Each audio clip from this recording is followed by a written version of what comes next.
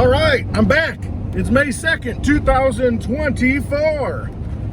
All right, and what's happening? Last time I made a video, wow, I'm like one video a week now, if I'm lucky.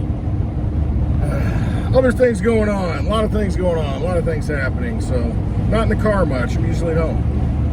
And God forbid that I take out the tripod and make a video and talk about current events. You know why I don't? Because they're not current very long. They kind of go away, and it's one narrative to the next. But yesterday, we had the Fed, the Federal Reserve, which is not federal and has no reserves, come out and say that we're going to leave interest rates where they're at. And even Powell, the chair, even said, Herr Powell, even said that they're probably not going to raise rates. You know, so the markets feel better now. Okay, now we can go up, price go up. It's so absurd to think that you've got a centralized authority setting policy on money. You know, and you think about the housing market and how I saw the big thing is now it's cheaper to rent than to own. 37%, I don't know, maybe it's 27%. It's like 1/3 cheaper per month to rent rather than own. But see, what that does is it's that car mentality. You know, you go to the car dealer and they say, well, what can you afford per month? You know, we'll put you in an 84-month loan for a car. It's not going to last that long. Well, how much can you afford each month? And then they find the car for you. Instead of looking at the total cost of it and what it's going to cost you in the long run. It's the same thing that they're trying to pull right now because they want a renter's economy. They want you to own nothing and be happy. So it's cheaper now. They're all talking about it. It's cheaper now to rent than it is to own a home because the housing prices are so high. But the thing is, you know, as you rent, you have nothing. It's like buying term life insurance, which is fine. I mean, it has its purpose. But you can buy term life insurance and it covers you when you die. You know, you get a death benefit. Or you can have whole life. And so you can, I'm simplifying it, and you can have, make your payments, and then it builds cash value that you can take out at some point. Kind of the same thing with a house. You got a whole life policy. You know, you're buying the house, and at some point, yes, you can sell it and get money out of it. Whereas if you're renting, you're essentially existing. Now, I'm not saying renting's bad. I mean, there are reasons to rent. I mean, the house is the biggest liability you can have. Everybody says, oh, it's an asset. You know, it's a pretty big liability. You know, you got a lot of expenses that go along with it. Something breaks, can't call the landlord, call somebody else. Or learn how to fix it yourself. So, rates, I got on this rant because of interest rates. It's more expensive to buy a house. You know, the interest rates are up. I'm drinking coffee. I rarely get a coffee when I go out. I always drink it at home, grind my own beans by hand. Organic beans, you know, filtered water, all that stuff. So now I'm drinking some fluoridated water. I just want to kind of get a taste of what it feels like to be normal, be a normie. Get my coffee and drink the fluoridated water and the non-organic beans. You know, not out of a styrofoam cup this time. But just to kind of, you know, I want to feel like I fit in sometimes. You know, I just want to fit in. I want to know who to cheer for. I want to know which side I should be on. I want somebody to tell me. You know, I just want to be a part of the team here. So I'm going to drink my fluoridated coffee. Speaking of part of the team, I'm getting off the interest rate thing. You know, basically it's just more expensive to buy. You know, we have a central policy maker that says it's going to cost you more to, you know, have capital to buy things you need. Okay, cool. That's wonderful. Thank you. Thank you for looking out for me. Thank you for curbing inflation. When this is the craziest thing, by the Fed raising rates, they're supposedly trying to, you know, rein in inflation. How do you rein in something? It's like a stampede was created, you know, during the pandemic, you know, where they've created over $7 trillion and dumped it into the economy. And then after that, we've got the CHIPS Act, we've got the Infrastructure Act, whatever, all the BS acts that they passed, $95 billion to Ukraine, Israel, and Gaza, and all the other stuff. You know, they passed all that. They just create that out of nothing. That's your inflation. You can't rein that in. They opened the gates, they let all the cattle out, and they're running all over the place. And now you got the Fed out there like, riding a pony, trying to lasso all these, give me a break. It's like this little clown riding a pony with a lasso, trying to lasso all the cattle that have already been unleashed by the government. It's just, inflation's already out, okay? It's out of the gate. You're not going to rein it in by raising rates. You're just going to make a more pinch, make it harder for people to access money for things they need when the prices are going up because of what you caused before, because you let the cattle out of the gate.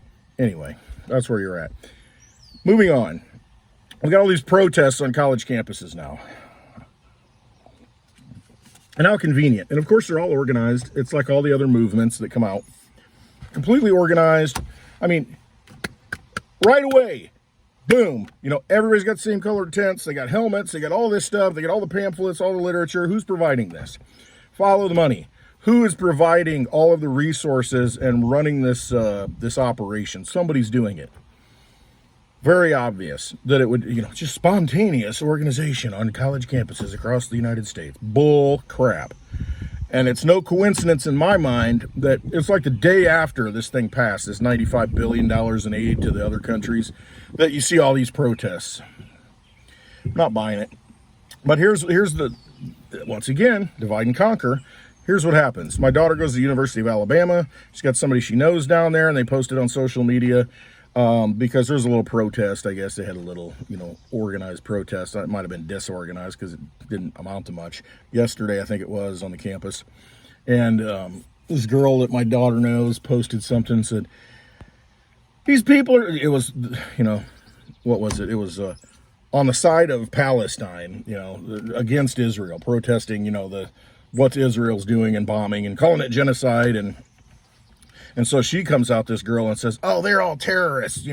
Basically the people protesting Israel.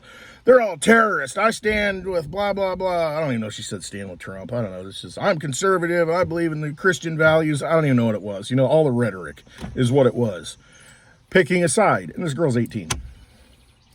She has no idea the scope, the macro, economic, wartime, military-industrial complex, three-letter agency scope of this. No idea. All the different fronts going on and all the different layers. But she picked a side. She chose. I'm on this side of the camp. For whatever reason. It could be mother, father, just whatever. Who she aligns with politically. And, well, this is the right thing to do because, I'm a Republican. I'm pro-Israel. And it's not even that. It's Democrats and Republicans. Many of them are Israeli citizens. They're dual citizens. So that's got to make you really think, is that something good? Should we have representatives in our government who represent another country? Or citizens in another country? Okay. So basically, they just want you to pick sides. And now they're showing all the, it's UCLA. Oh, they're standing together arm in arm, the students and the police are pushing back. And it's just all this drama is all they want. They want the visuals to make you pick a side because now it's like, well, if they're against the police, I'm against them because I'm pro-cop. So you got them picking a side. And it's just, you got people picking sides. And the one thing, this is why I haven't made that many videos lately, is just I'm disconnecting from all of it. I'm just not playing and participating anymore because I know none of it matters. If I put my energy into one side or the other, it doesn't matter. I'm not going to make a difference because you know why? Because they're funding both sides of the operation. $95 billion was created from this Congress, and Israel got, I don't know if it was 26 billion, and then 9 billion went to Hamas, or basically Hamas, Gaza relief. And it's like, okay, so you're funding this side that takes bombs and shoots them in this side, and then you're funding this side to recover from the bombs that were shot and dropped. Does that make sense? Oh, and then, by the way, you unleashed billions of dollars for Iran, which is supposedly behind some of these Hezbollah terrorist organizations and Hamas. And so, wait a minute, that's what started it. You unleash that money, and then all of a sudden you've got, October 7th happens. And then Israel being the biggest, most secure frickin' state in the world, walls all over the place, and that just happened to get breached that day. BS. They let it happen. It's just like a Pearl Harbor operation. Gulf of Tonkin. Oh, all this is just staged to create a broader war is all it is. And look at the funding that comes through because of it. Now we get more money. Now we can ramp up the war state a little bit more. And in the process, we can lock down our citizens and take away their rights some more. That's really what it's all about. It's about destroying your rights. You think 9/11 was about terrorism? No, they had a Patriot Act ready to go. And what did that do for you? Oh, yes, we'll just continue to renew the unlimited wireless warrants, the FISA stuff. We'll just keep rolling that through. And notice every Congress keeps voting for it. Every president keeps it going. Warrantless wiretapping, baby. Oh, but it's Bin Laden's fault. Yeah, a little more fluoridated. If I get more fluoridated coffee water, I might actually start picking a side and get legit here and get normal and calm down a little bit. And say, oh, much better. This fluoride. I love the fluoride. Oh, yummy. Oh, yes. War is good. Peace is slavery. Slavery is peace. But this is what you get. It's just they're funding everything. Terrorism, all terrorism is state-sponsored. That's pretty much a rule in my world. Because it's organized. And who's going to organize it? And then it always goes back to, well, they had ties to this, this. Oh, and don't forget, I don't even want to get into the whole prick in the arm thing, but just a little side note, Canada, I don't know if it was a court, medical board, something in Canada came out and said, oh, yeah, Pfizer. They lied. There was actually SV40 in the vaccine, and they kind of didn't tell anybody. And this is Canada saying it, the government of Canada, some branch. But it's common. I think that was in the polio vaccine. They had like simian monkey virus or something in it. It was just, they're constantly, put it this way, if you can't sue somebody, what obligation, why do they care about what they put in the stuff? You might be the test guinea pig. You might be the test subject because they might be trying something new out, saying, well, we'll just stick it in this because we know a lot of people are going to get it, and we'll just see the results, and then maybe we can build a different product or a better product or something based on those results. If you can't get sued for doing something wrong, what's stopping you from doing something wrong? Conscience, hopefully, but as we found, many of these people don't have a conscience. It's all about money. It's all about control. They even tell you this stuff. But once again, you got scammed. So going forward, let's not think that scams only happened in the past. Oh, our government only had false flags in the past. It's different now. Oh, they used to engage in blood rituals way back in the past, different civilizations. They wouldn't do it now. No, we're sophisticated and modern, even though we can't rebuild a pyramid. I mean, we can't rebuild some of these things that have been built. Look at some of these architecture. Look at some of these sculptures. And just give me a break. You can't even do that. So to think that we're more modern and more advanced now than we were in the past, I think it's the opposite. I think we're far more advanced in the past than we are now. Just a thought. Start looking at some of the things that they built in the past. How it aligned, different parts. Anyway, so I guess the point is, it's best to disconnect from all this stuff because it really is theater of the absurd. And if you participate in it, you're just a clown. So if you're out protesting and if you're out getting in front and just basically being minions of someone that's funding the other side, and then they're actually funding this side, if you're on the other side, why are you doing this? Why are you putting your energy into something that is useless, that is worthless, that someone is funding, that someone is creating to divide and conquer? Quit playing their game. Do something else. Take your energy, put it into something valuable, something positive that's going to do something better for your local community, better for your family, better for yourself. You need to focus on the things you can change that are right in front of you rather than getting whipped up as an 18-year-old girl in college saying, these people are terrorists. Oh, I'm going to post about it. Oh, and that's just like, you're putting your energy into things that don't matter, that are already rigged. They're rigged. It's like going into a casino, I think you're going to change the rules. Well, I'm going to convince this guy that this, they're screwing me, that the odds are stacked. I'm going to show everybody that the odds are stacked against me in this casino. Yeah, we all kind of know that, but we continue to play because, you know, we get some sort of fix out of it. We think we're going to win and game it somehow. Overall, y'all lose. Las Vegas is in the middle of a desert. And look at the buildings they've created. Look at all the money. This is your money that you're giving to them. It's a scam. It's a vampire casino, and all they want to do is steal your energy. You're not going to change that, so quit playing in it. All right, I'm going to have some more fluoridated water. I hope to see you on Hash It Out today. Go check out Blind Dave's YouTube channel. The link is below in my description of this video.